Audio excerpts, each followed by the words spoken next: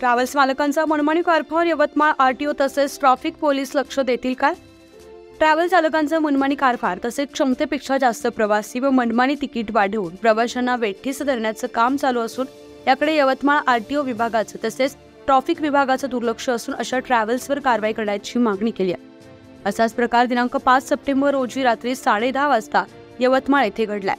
नागपूरवरून सोलापूरकडे जाणारी रॉयल कंपनीची ट्रॅव्हल्स क्रमांक MH40AT 7600 यवतमाळ बस स्थानकाच्या बाहेर उभी असताना महामंडळाची बस नसल्यामुळे प्रवासी बस स्थानकाच्या बाहेर उभे होते। काहींना उमरखेड तर काही प्रवाशांना नांदेड येथे जायचं होतं।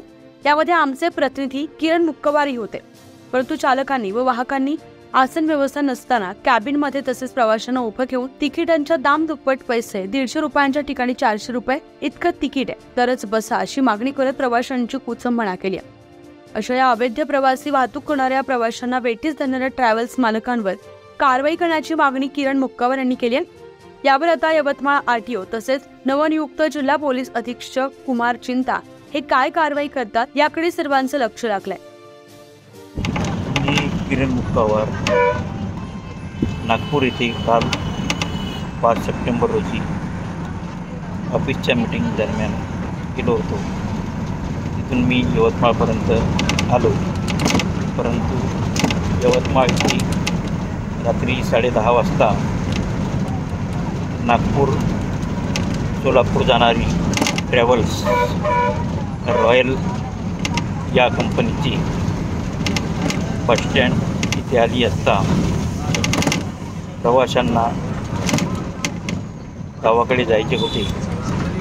गाडी नसल्यामुळे सर्व प्रवासी तिथे उभे होते, परंतु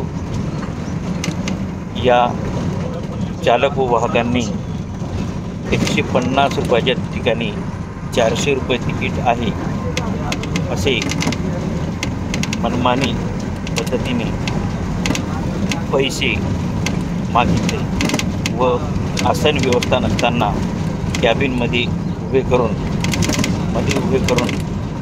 प्रवाशांना नेले। मी त्या गाडीमधून उतरलो आणि रात्री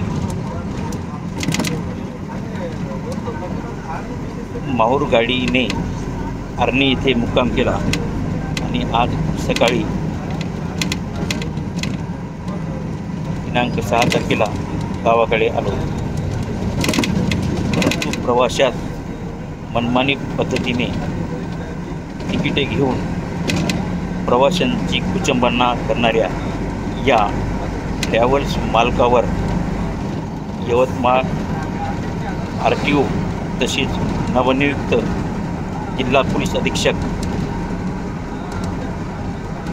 यांनी कारवाई करावी अशी मी त्यांच्याकडे मागणी केली। आता आरटीओ यवतमाळ आणि जिल्हा पोलीस अधीक्षक कुमार चिंता हे काय कारवाई करेल याकडे सगळ्यांचे लक्ष आहे।